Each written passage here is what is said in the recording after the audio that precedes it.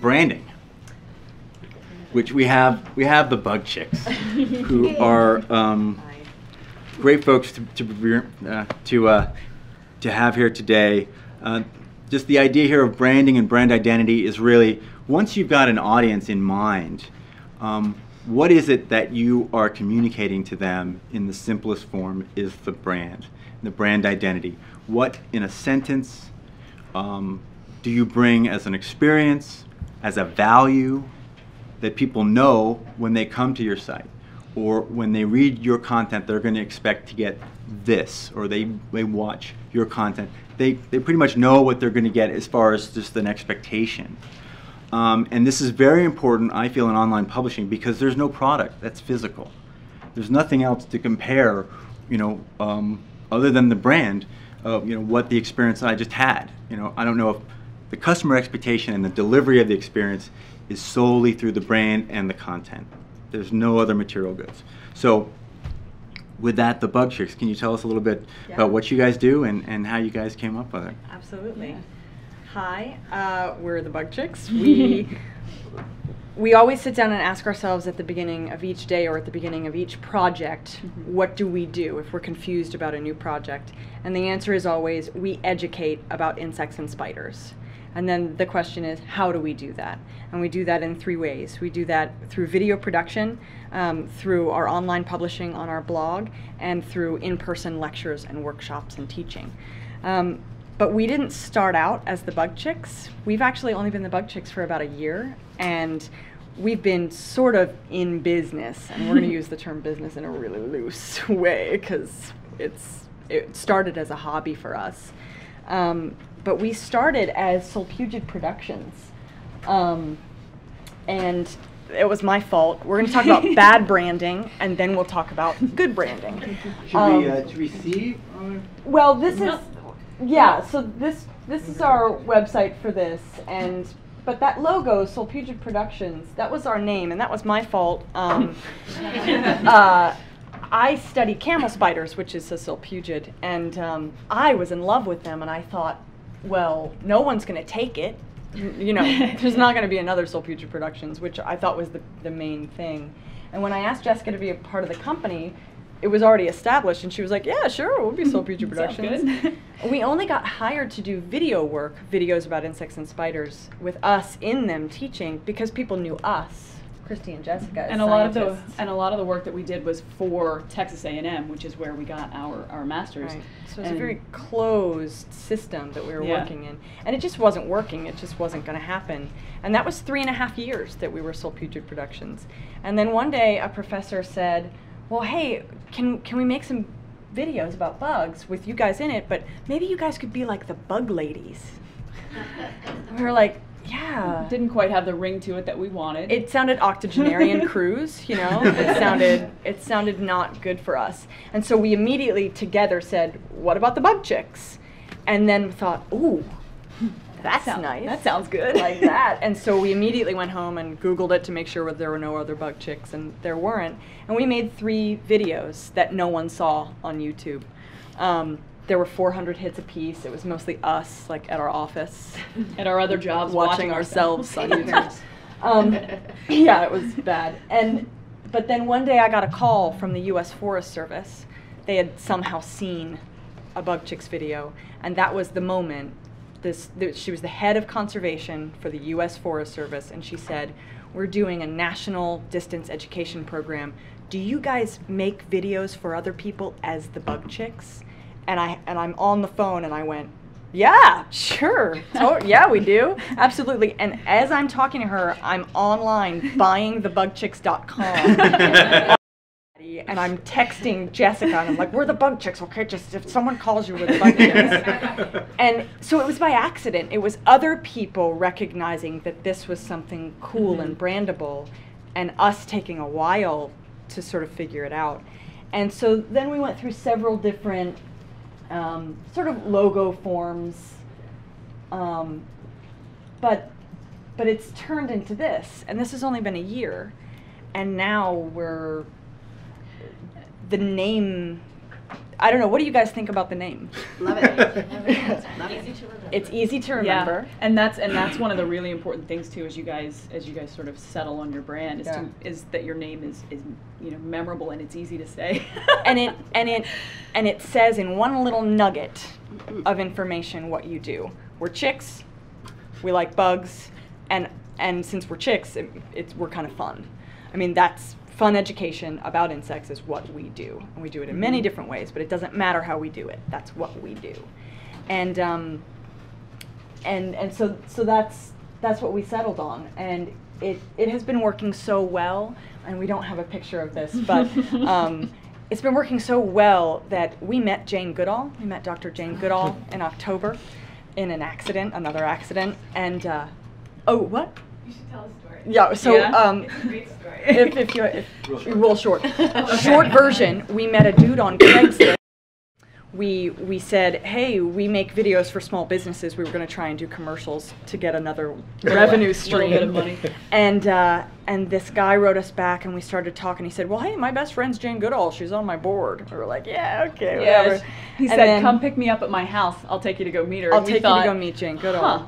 And we were like, yeah, maybe. Okay. And so we threw the taser in the trunk, and we drove to Lake Oswego, and we picked up this dude, and we drove to Salem, and we met Jane Goodall in a living room, and we ate cupcakes with her. And before we met her that morning, we quickly burned a DVD of some of our videos, put our logo on the front, gave it to Dr. Goodall, and now she just launched our project in Tanzania with the Jane Goodall Institute with the Roots and Shoots program, and we have a picture of Dr. Jane Goodall standing in front of our logo on a banner. So cool. With kids from Tanzania, which is exciting. Yes, it's very exciting. And so that would not have happened had we not had a brand that is strong in that way. Basically, everything we're doing right now would not have happened had we not moved from Sulputra Productions to the Bug Chicks. So just the power of that branding is really, and as you know, if you guys are searching for a brand, ask people around you. Ask people what they think your brand should be. Because we threw our logo out to all of our friends and all of our fans, and we were like, what do you think? And they were like, it needs color. When I think Bug Chicks, I think color. Great, we added color. What do you think? It needs a bug, and maybe somewhere. And the logo, oh right, yeah, we should maybe put a bug in. Bugs. So we had people help us create our brand because they knew us and our enthusiasm. And it's easy to get too close to your brand and not be able to make the objective decisions that you need to improve it. So it is really helpful to put it out there and ask for other people's opinion. I think what's been great about you guys is that, beyond the logo or a slogan, being able to embody a message very quickly and articulate that, which you said it's about insects, it's about young and fun. Yes. Right? That's, very clear when you guys talk. And we're going to try to play a video. We don't have a great sound feed here. We'll just play a bit. Okay, yeah. I'm going to try to play this, guys. Just listen carefully.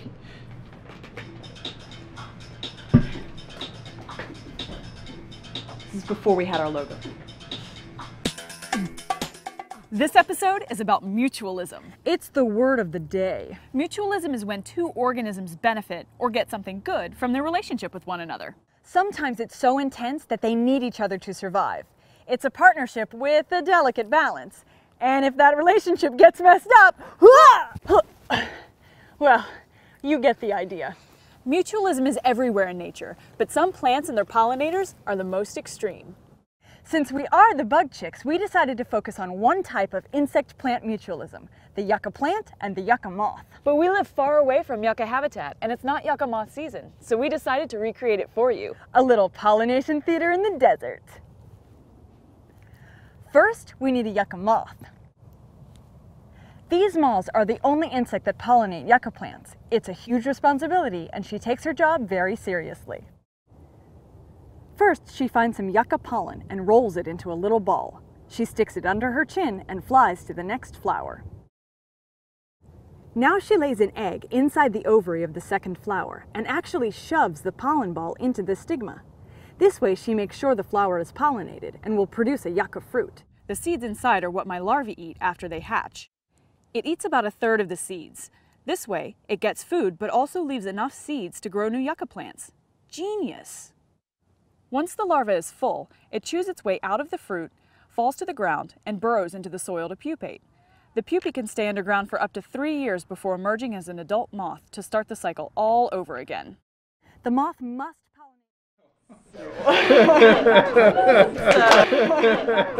So there, you know, the great thing about that is, you know, when I look at that, I see all the ideas are there, and the energy's there, and you know, I can see you getting a bigger budget.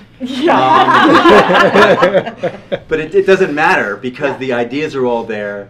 You know, the sensibility is there, the imagination is there, and I think that's what other people see as well. And so, you know, again, this is the brand, right? Is like having this intention about this is who we are, and we're going to bring that through in every piece of content that we deliver. You know, you're always going to get fun. You're always going to get informative. It's always going to be about bugs. Yep. And so, that, I love that video. With a smile. With a smile. Yeah, awesome. And being the brand before we were hesitant to say Soul Puget Productions because people go, well, you know, it just doesn't work. Now, when people ask us what we do, it is such a pleasure, and we say with such pride that we are the Bug Chicks. And so. Even though it's separate from us, we can promote this idea of the Bug Chick Girls. It's inseparable from who we are. We are the Bug Chicks every single day, even when we are not talking about the Bug Chicks. I'm talking about bugs. You know, we're taking photographs. I mean, we live this. So, so pick something that you love, and pick something that hopefully other people will love as well, and ask them if it's good. Now you also have some branded merchandise. We do. We do. You have an online store. We have an online Zazzle store, and people are loving this bug dork. Find your inner bug dork. That's a phrase I've been using for years, just teaching undergraduates who hated bugs.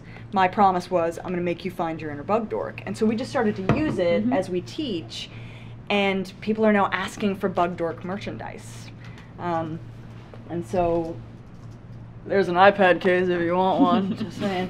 Yeah. So we have everything that is branded Bug Dork, Bug Chicks, and of course our photography and videography that we do ourselves.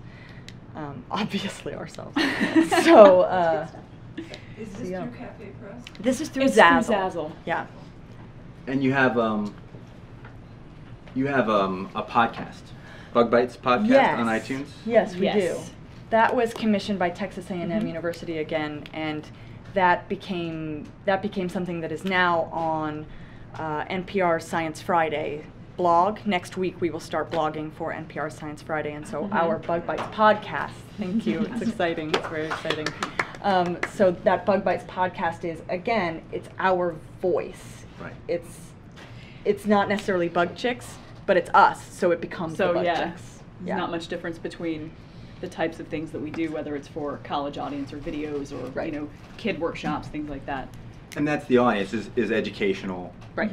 Then it can be kids, it can be adults. I mean, I think everybody in the room here considers themselves adults, and they probably we all had fun with the video. Yeah. I mean, everyone can stand to learn something about insects and spiders. Is this now your day job, and is NPR Science Friday going to pay you?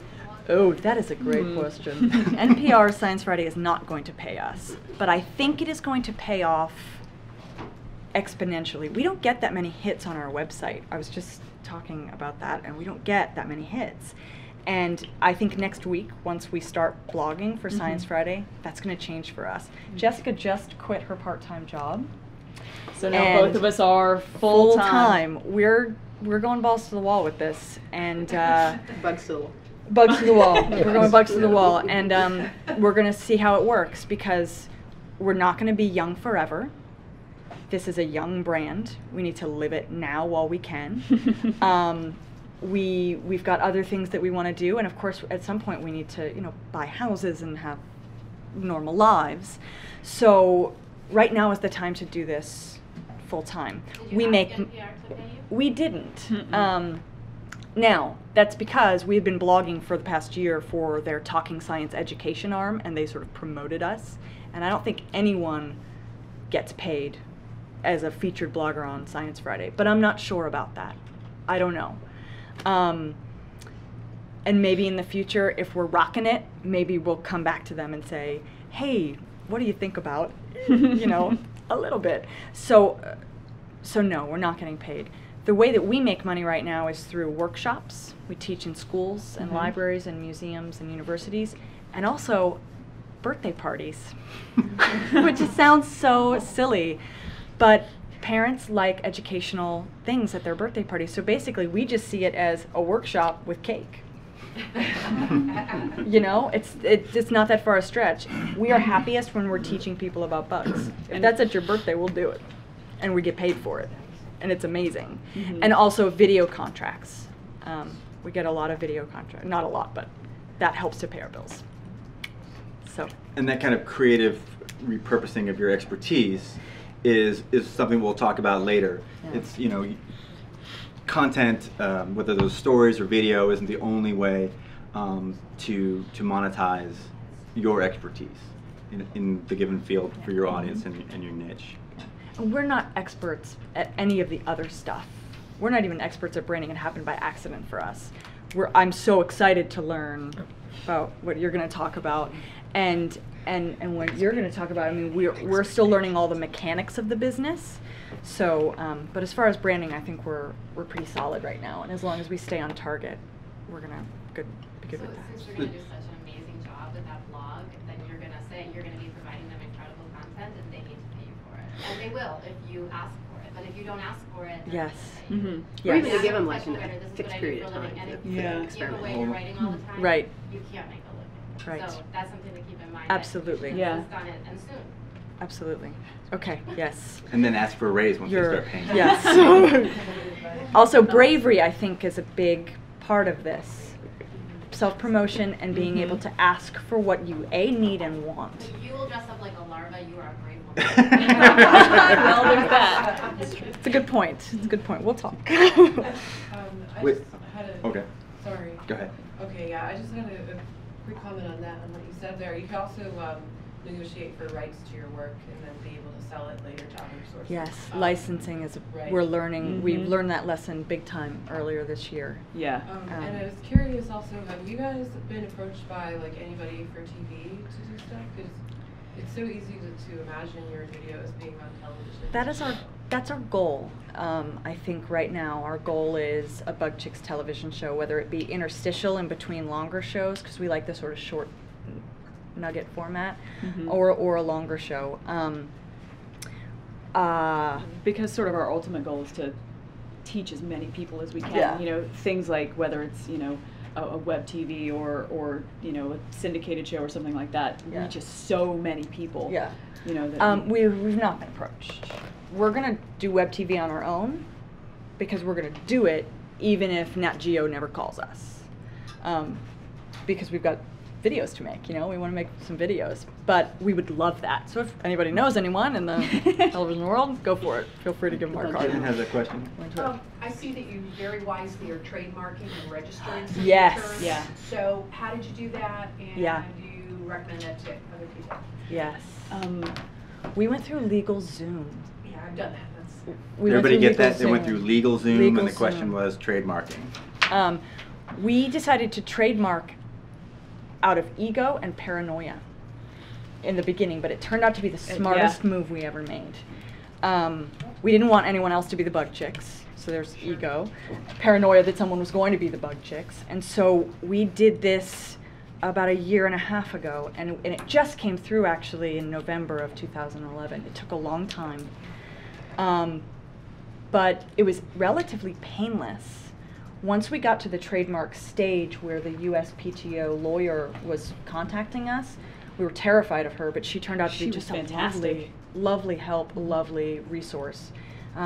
So it cost about $1,000 in the end with fees and with because there's fees for LegalZoom and then there's also fees for the Patent and Trademark Office.